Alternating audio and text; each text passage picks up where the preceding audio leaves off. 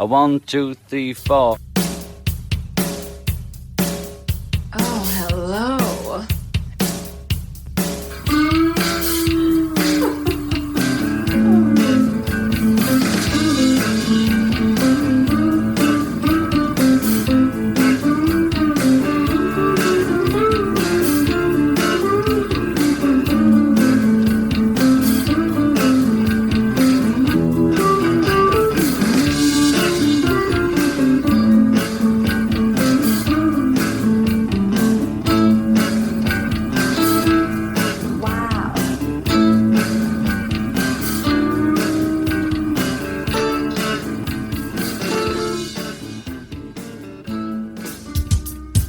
Welcome, friends of the show. We are back with another episode of the Serious Rock Talk podcast. Ooh, all right. A big thanks for your emails, suggestions, and your support on our social media platforms. Continue to email us at seriousrocktalk@gmail.com. Find us on Twitter, Instagram, Facebook.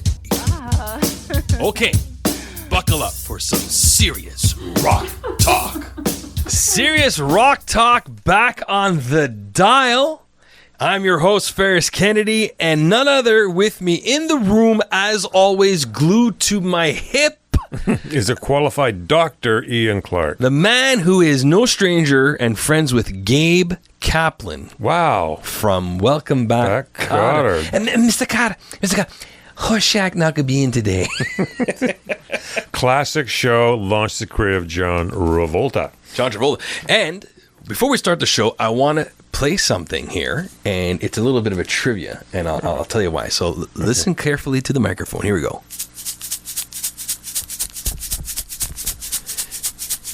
So Ian, that sounds like the maracas to you, does it not? Chicken baraka, yeah. Okay. In retrospect, it's actually Sugar Packet. And the reason why I'm mentioning this is that because in the song Sweet Emotion, when Aerosmith recorded in the studio, Yeah. someone forgot to pack the maracas.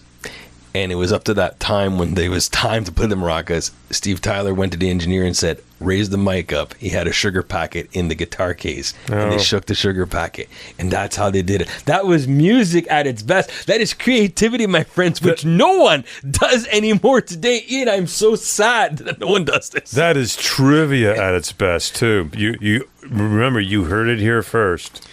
Well, today's show is going to Yeah. be a brain buster. Oh, no. This is it. This is the show of all shows where the rant is going to be ranted out and everyone is going to be on fire, and we're going to be getting lots of emails on this. I could feel it. Oh, well, should we lawyer up for this, or? Nah, you don't need an attorney. Okay. All you need is a good friend. Or in the words of Joey Diaz, you just need 3 bad mofos to take over the world. That's all you need. Joey Coco Diaz. Gotta love him. All right. Bless him. The way I titled this is, where is rock going and how does one fix it? Okay. The question that many people in my generation and previous ones have always asked, music has evolved, and rock will always be the focal point, and it is the one genre that stood out above the rest and has derived from and influenced other music genres. I personally do not have any magical answer, but having award shows grow a set of gonads and start promoting this category and giving it some respect it has earned and deserves is the first part of this healing process. We saw it firsthand this year in the early 2023 with the Grammys and that poor effort and performance called the Junos, which really displayed the Canadian nation as a failure in music creativity and the fact that a publicly funded TV station is not the way to go. At least the Grammys was aired on CBS, which has award-winning shows and airs the NFL. But the Grammys are not off the hook. They blew it just as bad as the Junos. Now the Grammys were less painful to watch, but it needs some work. To me, the Rock and Roll Hall of Fame is another organization that needs to wake up and smell the roses. Unfortunately, nothing that they are doing smells like Teen Spirit, which was an era that I wish we can go back to. Like they said, we cannot go back into time. We cannot rewrite history, nor can we right all the wrongs. We can only learn from our mistakes and move forward. The Junos, the Grammys, Rock and Roll Hall of Fame, and all other music award shows should go back and look on what they did right as it stands moving forward these institutions have been wronging all the rights they had done in the past. Now, I do not have a crystal ball on the future of rock and where it's going, but there is that glimmer of hope. And it starts with the Glimmer Twins, who are still rocking and touring, which in turn has inspired the Toxic Twins to give their music another spin and attract new listeners. You already have us at SRT. Now, how many more can you inspire? If it wasn't for the likes of Elvis Presley, Chuck Berry, Ray Charles, Buddy Holly, and the crooners in Frank Sinatra, Sammy Davis Jr., and Dean Martin, there would be no Beatles, who then influenced so many artists today. That's true. The best slogan I have read about music was this: classic rock started with the Beatles and ended with Nirvana. Personally, this makes sense to me, as all the bands and artists that are mentioned today all fall into that timeline, and the bands who are created today were somewhere else in between that timeline. So here's what we got. Classic rock as a whole, along with the subgenres it has influenced, were shaped by certain iconic bands and artists that have created the blueprint in the generations, focusing on the 60s, 70s, 80s, and 90s. I will read off each generation and look to my partner here to provide his insight of well, if we're right, we're wrong, or if there's some improvement. Okay. So the 60s, with the evolution and introduction of the British invasion, were heavily dominated and influenced by the Beatles, the Rolling Stones, Bob Dylan, and the Doors. North of the border in Canada, it was likes of Neil Young, Joni Mitchell, the Guess Who, the Band, and Gordon Lightfoot. Yes, my friends, folklore music in North America has helped shape the rock we love today. Dr. Clark, how do you feel about that? The folk music has shaped rock. Yeah, absolutely. I mean, look at some of these early rock bands like Buffalo Springfield. They're pretty folky. They're pretty country. You know, you listen to those, sure, I agree with that 100%. And a lot of the folkies, like, I guess of course, Bob Dylan, who went electric, but he was just super folky. And he went into rock, you know, with Ronnie Hawkins' backing band. So I feel that you're on the money with that. You can't ignore the influence of folk music or country in the formation of rock and roll. You heard it from the good doctor. Thank you very much. The 70s has shaped a more unique sound, where the heavier the better, and psychedelic came into the mix. It was the era that was shaped by Led Zeppelin, David Bowie, AC/DC, Supertramp, the Eagles, Lynyrd Skynyrd, and Pink Floyd. Up north in Canada, we had Rush, BTO, Triumph, and April Wine. The introduction of progressive rock really shaped the culture of its own music category and bled into the 80s as new wave. Dr. Clark? I think of the 70s, you got holdovers from the 60s, right, which I'll call guitar bands. In fact, Led Zeppelin started in the 60s, right, 69, I think. So they're 60s guys. As you said, prog rock really got traction in the 70s. You had Pink Floyd, or I should say the Pink Floyd in the 60s, from, 66, whatever it was, 60. Yeah, they were early, 65, 66. They go way back, yeah. So, but you're right. In the 70s, a lot of proggy stuff, Emerson, Lake and Palmer, all these guys came of age. A lot was going on in the 70s. Everything from, Pink Floyd to Donna Summer. It was incredible to be around then. David Bowie, talk about avant-garde. But that was the 1970s. And so in a way, it was much more diverse than the 1960s. Or the 50s, which gave birth to rock and roll, right? So, I think you're onto something. But did it lead into new wave? I think it morphed into new wave. A lot of new wave. They had electronic drums and stuff and synths. So I think a new wave a little differently. But it was a natural progression from the 70s. The keytar was big. Yeah, really. Guitar. Now, the 80s opened up the door to Pandora's box when it came to music. Things materialized from rock, punk, new wave, metal, and hair bands. Shaping the music was R.E.M., Metallica, Van Halen, U2, Guns N' Roses, The Boss, Ozzy Osbourne, Queen, and Motley Crue. Go north of 60 in Canada, we were introduced to the icons of Bryan Adams, Tom Cochrane, Kim Mitchell, The Tragically Hip, Helix, your favorite band, Ian, Brighton Rock, Blue Rodeo, and Lee Aaron. It was an era where the synthesizer was making more than a cameo appearance in songs, and it was an era of experimentation in music. Some survived and others did not. Dr. Clark? Very true. Yeah. You think the 70s was like the 80s was all, you had groups from the Cars to My best friend's girl. My best friend's girl to Blondie Blondie was 70s but also 80s. But yeah, and then you Led Zeppelin broke up, I think, 1980. Like they went, so we had this bizarre crossover into the 80s, and Elvis Costello became popular, and Ian Drury and the Blockheads. It was a strange time. And was it as diverse as the 70s? I don't think so. The 70s had like the Sex Pistols, right? You had this incredible range. And beside the Sex Pistols, you had John Denver and Harry Chapin, kind of folky, laid-back, tweedy guys. Did the 80s have that range? I don't know. I think when I think of the 80s, I think it was almost like a harder stance. There was no folk in the 80s. No, it was really, you had guys like Orchestral Maneuvers in the Dark or Duran Duran. These kind of synth bands, dance bands, and not a lot of room for folk, I sensed in the 80s. And on the other side, you had holdovers from the 60s. I mean, Paul McCartney was doing stuff and Steve Miller, but, they really had shot the bolt by that time.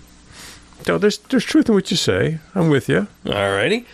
Well, the 90s was the era before the lost generation. Many will say this was the music era that left a lasting impression. Being blessed with learning and appreciating 3 decades of great music gave inspiration for many of the bands and artists that came out of this decade. Shaping this period in music, it was the likes of the Red Hot Chili Peppers, Nirvana, the Beastie Boys, Oasis, the Black Crowes, the Counting Crows, Foo Fighters, Pearl Jam, Marilyn Manson, Radiohead, Weezer, 9 Inch Nails, Rage Against the Machine, Smashing Pumpkins, Green Day, Blink-182, Hootie and the Blowfish, and Soundgarden. Canadians were on the same platform and shaping music in the Great White North were the Crash Test Dummies, Bare Naked Ladies, Our Lady Peace, Moist, Sloan, Alanis Morissette, The Tea Party, Junk House, The Watchmen, Trouble Charger, Nickelback, Barstool Prophets, and Econoline Crush, and let's not forget Billy Talent. This era was the homecoming in music. We were introduced to grunge, hard rock, alternative rock, acoustic rock, indie rock, and industrial. The music accompanied the fashion. Nice. Music accompanied the fashion. Yeah, there's a lot to that. The 90s was quite diverse too. It brought back in more folky stuff, a lot more acoustic stuff, literally acoustic stuff, than the 80s. You don't hear nearly as many synths going on in the 90s. That died off. Not as much dance music in the 90s, right? Soundgarden really wasn't known for their dance along music. You could if you would, but that wasn't the point compared to a lot of 80s bands. So it diversified. In a strange way, it matured. That said, there was a lot of anger too. In the songs too that you didn't pick up in maybe even the 60s. Like, listen to a lot of those bands like Nirvana. They're angry guys. They had issues. So that came to the wall also. My take on it anyway. I mean, there was no folk stuff going on for sure. And that brings me to something that I could comment on in this episode called... You could comment. I could comment. I might. I think you should. I think I should at this point because I mentioned it and this is live. So I'm going to do a segment of Clark's comments.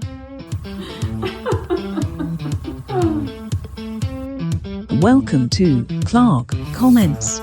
Shut up and buckle up as the good doctor kicks out the jams and offers a selection of questionable, disturbed opinions that are somehow related to popular music. Today, ladies and germs, I offer an appreciation. That's right, an appreciation of a great musical artist, Roberta Joan Anderson. And you may know her as Joni Mitchell. She was born in 1943. She was an only child. When she was 10, she developed polio. And she was confined for months to what she referred to as a polio colony outside of beautiful Saskatoon. And she's still haunted at night, she says, by the sound of the iron lungs. She surprised her doctors by learning to walk again. That was her first act of defiance. She would soon be dancing to rock and roll, and after that singing and playing guitar in Toronto folk clubs. In 1965, she gave birth to a daughter, whom she ultimately gave up for adoption. After this, she married folk singer Chuck Mitchell, and they began performing in Detroit and New York City, but she quickly divorced him, saying that, quote, her husband was her first major exploiter. Like, she has an attitude, man. But there's something about Joni Mitchell. She looks frail, but she's as tough as leather. She is of the 1960s coffee bar circuit. At least that's her origin, but she's explored so many different musical genres that you can't really classify her. Let's clip through some of her albums to give you an idea of her productivity. Song to a Seagull in 68, Cloud 69, Ladies of the Canyon 70, Blue 1971. Blue, by the way, is an amazing album. World of Joni Mitchell 71, The Roses 72, Court and Spark 74. Court and Spark is another great album. Miles of Isles, 74, Hissing of Summer Lawn, 75. I'm not going to read all these out to you. She has put out a real impressive opus of material, and she was prolific, touching jazz.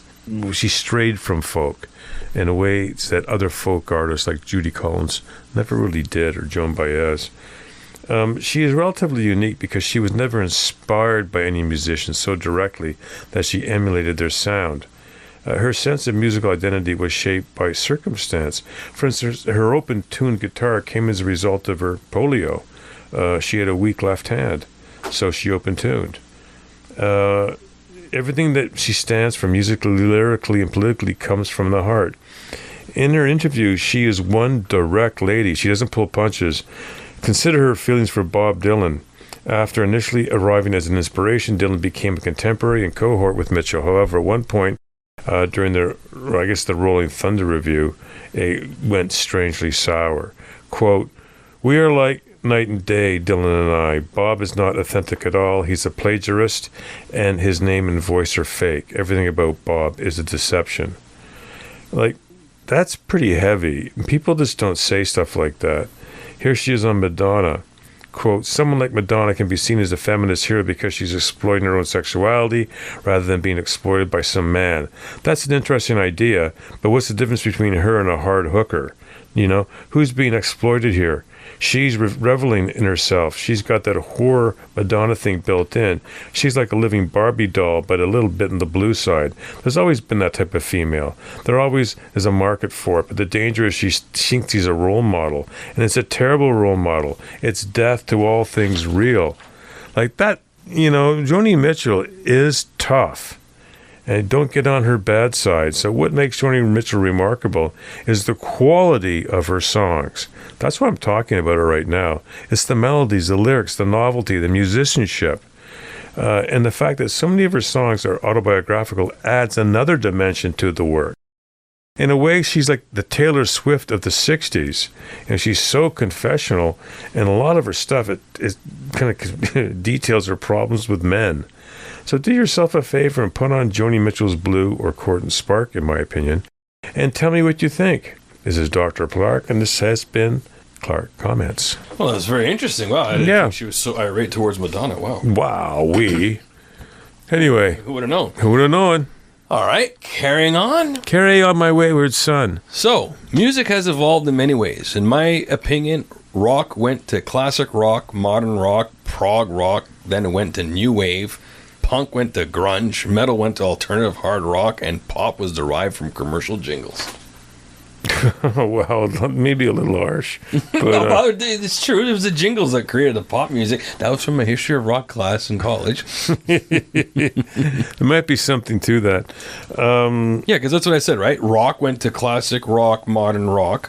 Prog rock went to new wave. punk went to grunge and metal went to alternative hard rock, and I said pop was kind I of like that. I mean, I'm okay with that. I see no problem, no fault in those theories. Good for you. You like that one? Yeah, that's pretty good. All right. I think you'll agree with me on this one. We will never see the likes of or have another Beatles, Rolling Stones, Led Zeppelin, and The Doors. These were bands that were able to write, produce, perform, and repeat. Yeah, I think when they broke the molds, when those guys ended, you can't really... In fact, they asked McCartney about 4 years ago, do you think there'll be another Beatles? And he said no. And some people got uptight about it. But a lot of the Beatles, too, was just, the way the demographics work with the baby boomers, all these young girls. To give you an example, kind of a corollary, they once asked Frank Sinatra, what do you attribute your fame to? And he said, it was the war, and a lot of women were lonely. That's it. I mean, he didn't mention the massive talent he had, but it was the war. And so he sang these love songs to him. And he was the first superstar that way. So, a lot of it's just the way the demographics work. The new sound that was created by Bowie, Pink Floyd, Supertramp, and Rush will never be duplicated. Even though prog was its own little entity, it was introduced to us subliminally, by the Beatles, Sgt. Pepper's Lonely Hearts Club Band, and small snippets on the album Magical Mystery Tour. Yeah. Sure, proggy. Yeah, it's true. Often they say, what's that Lennon one? I'm the Eggman. In a title, Goo Goo Gajoob. They often say it's one of the first proggies, and I'm okay. And now it's time for Kennedy's Corner. Oh, I've been waiting years for this. Welcome to Kennedy's Corner. Following the advice of a behavioral psychologist, Ferris Kennedy has created a form to express his nightmares, his terror, and his love of rock music. Dr. Clark and medicated Wheeler help with his therapy by answering questions, or just acting like they're interested. I'm going to cite my good doctor here and say, ladies and germs, this one's titled, Oh Canada.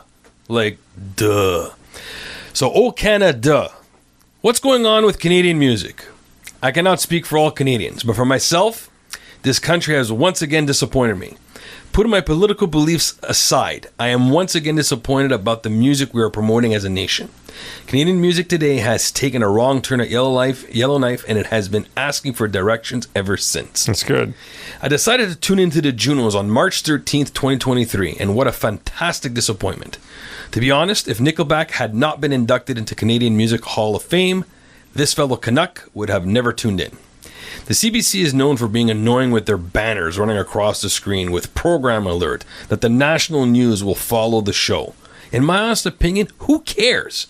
It's a live event, and when it's done, then you can have your little news broadcast that no one watches. This is the problem when you are publicly funded. You become lazy. If they were privately owned and you had to work for it, just maybe you would have a better programming and live events. The only three highlights I will mention were the opening act of Tate McRae.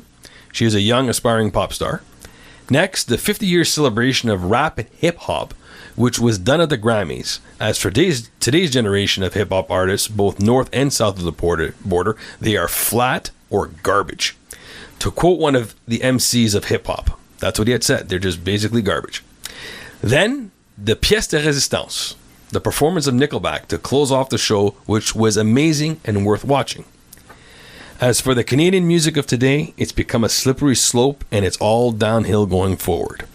I'll start off with the 60s and say thank you to Ronnie Hawkins and the Hawks, the band, Neil Young, Andy Kim, Anne Murray, Rita McNeil, Steppenwolf, Bachman Cummings, and the Guess Who, Joni Mitchell, Leonard Cohen, and Gordon Lightfoot that were able to introduce us to folk music that was inspired by the times and political events that were happening in that era, where messages for people were sang on their behalf and for the birth of classic rock, and Canada was put on the map.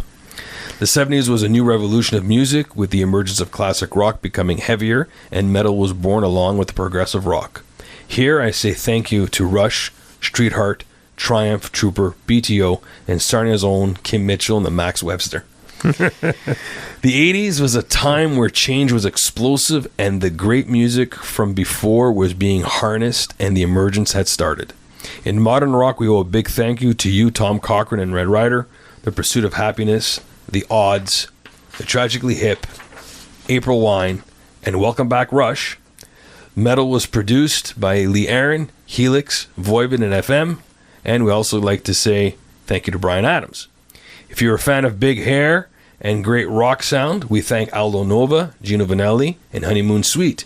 Even though hip-hop was created in the 70s, it wasn't until Maestro Fresh West made it mainstream south of the border in 1988. Courtesy of the influence of Duran Duran, New Wave hit the Canadian bandstand and influenced Platinum Blonde. Arena rock became a Canadian staple courtesy of Brian Adams, who started off in the 70s but dominated the 80s like a boss, and we say thank you. Canadian music was prominent in the 90s, a carryover of its dominance in the 80s, the 90s. We were introduced to many great artists and musicians. New genres emerged, and the Junos was something we look forward to celebrating once a year. Alt-rock and grunge-style bands like Matthew Good, Sum 41, and Simple Plan rose to the scene. Hip-hop got to see likes of the Rascals, Dream Warriors, and Swollen Members with their breakout hit Lady Valium. Bands were inspired by our folk heroes and country legends, like the Stampeders and George Fox. We had strong female voices like Terry Clark, Michelle Wright, and Shania Twain. Celtic rock came out with the likes of Great Big Sea, Kim Stockwood, Ashton McIsaac, and Lorena McKennitt. The 90s had superstar power voices like Sarah McLachlan and Celine Dion. New rock sounds came out with Nickelback, Default, Econoline Crush, Sloan, The Tea Party, I Mother Earth, The Watchmen, Amanda Marshall with her Janis Joplin influence, and Our Lady Peace. How can we forget pop rock artists like the Crash Test Dummies, Bare Naked Ladies, Chantal Kyriachik, who had big hits on movie soundtracks like Dumber and Dumber, 10 Things I Hate About You, and Armageddon. We thank you for these amazing songs and performers. When Y2K era emerged, we still had made some positive strides in Canadian music. Rock from the Prairies came in the name of a beloved four-legged friend, the Sheepdogs. They were formed and instilled rock into their sound. We also had Hey Rosetta, the Headstones, and the Trues. Artists who we have to say thanks for getting Canada on the map include Justin Bieber and Shawn Mendes, who climb the charts and know how to play instruments. Jazz and crooners are far and few between, but Diana Krall and Michael Bublé are holding their own. We also recognize Drake and The Weeknd, who have dominated hip-hop and pop respectively. And for rock, we say thank you to the Glorious Sons and Wayward Saints. What's next for Canadian music at this rate? I'm not sure, and it's not looking good. So in the words of Joe Pesci, what the hef is this piece of... And I'm Ferris Kennedy. Oh, man, that was really good. Good job, Bell. I'm a little disappointed. Yeah, a little disappointed, but it's well researched, and you did a really good job on that. Thank you. So now, Ian, we're going to get to the touring. Touring is in a full force. Or as they say nowadays, touring. Touring is in full force, and I am, for one, ecstatic that these bands are still going. The fact that we can have live performances on any given night in a concept is that I like. Live is in quotes. Here are some bands that are still going that have announced or rumored that they are coming to a city near you. And they all have pacemakers, I think. So here we go, Ian. I'll read them off. There's only a couple, and then you could just start knocking them down. No. I'm nothing but positive. The Rolling Stones. They come with their own, I think, doctors. The Eagles. Stage. Eagles have their own pacemakers. AC/DC. Ace have their own drugs. Aerosmith. Hopefully not their own drugs. Kiss. I thought it was over for Kiss. They still going? Yes, sir. I'm going in November. Someone's going to have to get, I guess, a wooden stake and put it through Gene Simmons' heart. The Doobie Brothers. Okay, I guess. I have no... ZZ Top. No, stop it. That's... no, that's... Elton John. He's supposed to stop maybe 25 years ago, but he won't bloody stop. Rod Stewart. Again... I saw him at the Jeff Beck tribute. Maybe it's time to hang up the alligator jacket. Bruce Springsteen. It's over. In fact, it never really began. U2 is doing a Vegas residency. I know. Well, God bless them for that. Megadeth. Megadeth. Again, it's over. All right. Def Leppard. I don't think anyone cares anymore. April Wine, but Miles Goodwin is part of it, but he's not going to be touring with the band. How is this even possible? Ian, explain this to me. It's not possible. But hey, one of the boys of summer, right? Good for them. Bands that cannot carry on anymore. Van Halen. Yeah, thank God they didn't do some flip with his son and try to keep it going. Led Zeppelin. They did something the Stones should have done when their drummer died. Rush. Again, when their drummer died. It was a trio. It'd be very awkward. The Tragically Hip. I wish to reserve comment on that, but I'm not a big fan of the Hip, and I know they're sainted in Canada, so why? I don't need the emails. Soundgarden. Hey, for an obvious reason. The Who. They're touring again, and they should really, really stop. Motorhead. No one cares. I put April Wine on here because if he's not gonna be there, I guess he's not well. Yeah, well, listen. I spoke earlier about my disdain for lists. Well, I was reading a list recently of groups where there is no original member in the group, and it's the most bizarre thing to read. So this is what's going to happen to some of these guys. Excuse me. Run DMC. Interesting, eh? Mm-hmm. Like, good. I mean, how old are these guys now? So. Did I say Motorhead? Yeah. Okay. Queen. It's not Queen without Freddie, but anyway. Stone Temple Pilots. I don't know. Again, it doesn't hit me. And then Alice in Chains. Good for them. I mean, they're not that old. No, but they can't go. Like he's gone. Lane Stanley's finished. He passed away. Yeah, but I wonder if you could let it go. All right, bands that can still perform and keep it going. You're gonna like this list, Ian. Oh God. Red Hot Chili Peppers. Yeah, sure. Again, they're not ancient, right? Metallica. They reinvent themselves. They're really good that way. Nickelback. Well, I'm not going to say anything with you in the room. Foo Fighters. Again, with you in the room. Green Day. Interesting band, doesn't grab me, but Billy Bob. Joe Armstrong. Gee. Radiohead. Around forever. Had some good songs in their heyday. Guns N' Roses.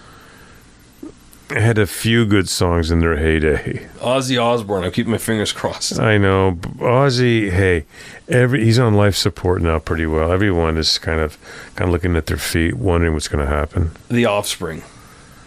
Don't know. Okay. Pearl Jam. Yeah, I mean, Eddie, right? Keep going. Bryan Adams. Hasn't done much. We were talking off mic, so to speak, that you think his most recent album rather is pretty good. So when these guys tour, you tend to tour with your recent album. That's why you tour, unless you're an oldies act like the Stones or McCartney. Tom Cochrane. Been around forever, so there's no point in stopping. Neil Young. Neil stopped before he began. I guess you might as well keep going. He's had health issues, but he's back. Bon Jovi. Are you saying that he's touring again? Yeah, he's rekindled with... what's his name? Richie Sambora. Yeah. Two Italian guys made peace. What are the odds? Hey. Hey. Who's hungry? Yeah. That's part of what it was. Probably what it was. Well, they're from Jersey, so... I'm okay with them. Jack White. From the White Stripes. Yeah, but I was trying to think. Is he reunited with Meg there? I think so. I think it's his ex-wife. So yeah.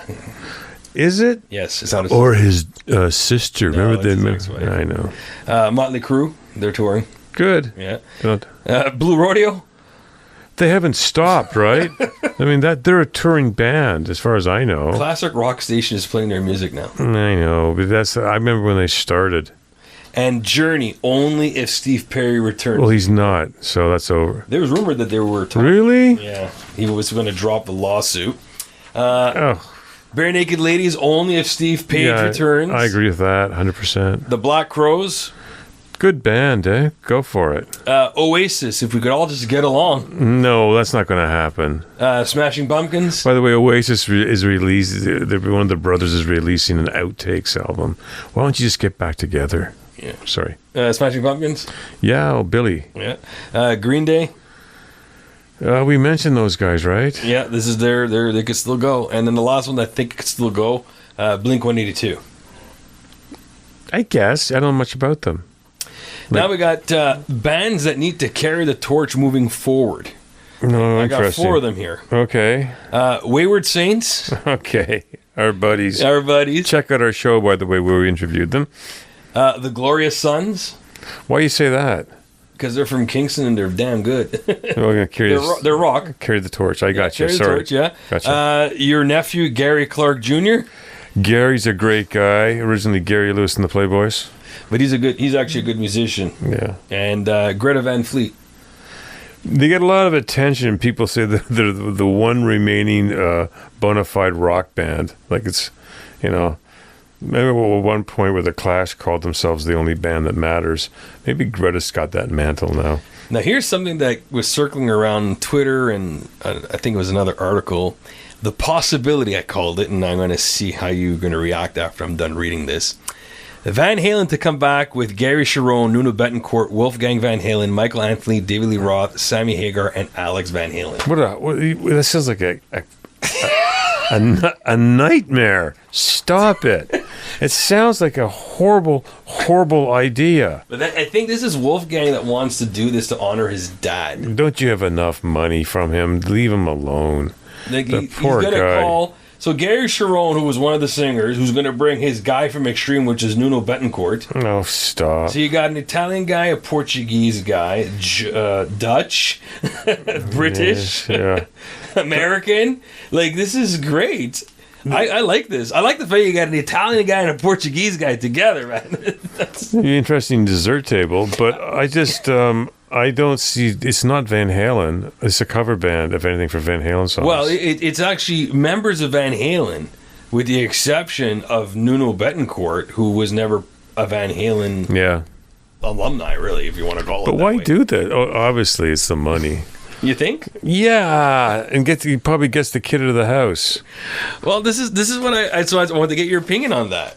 Yeah, I just think it's just, if not a cash grab, it's a glory grab. Just leave Eddie alone.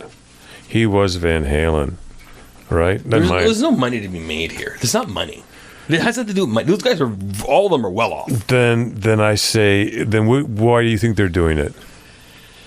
Again, Or threatening to do it? threatening to do it, I think, is to get some exposure. Yeah. Maybe beef up their Instagram account. I don't know. I think you get hooked on, just like McCartney's just hooked on performing, and maybe these guys miss it. The screaming crowds, the dry ice, the lasers going off. But I just say let Eddie rest. He was Van Halen. Leave him alone. That's it. Yeah, Start your own band, Wolfgang. Do your own thing if you want to. I think he was doing a solo thing. I think. Yeah. You know what? I honestly believe it's Hagar that's kind of driving. No, maybe. Hagar's a bit slippery that way. He's quite an entrepreneur.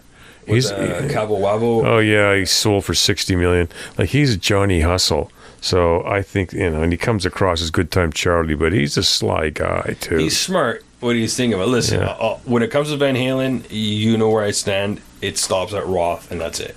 Yeah, well, for me, it definitely stops at Eddie. So. Well, no. I mean, like Van Halen, the true Van Halen. Yeah, I know. Was Roth, Michael Anthony, Eddie, and Alex. Yeah, that's it. That's all. No, you've said it many times. I know. I agree. I think you're onto something. Like Hagar had his own thing, and he should just stayed his own thing.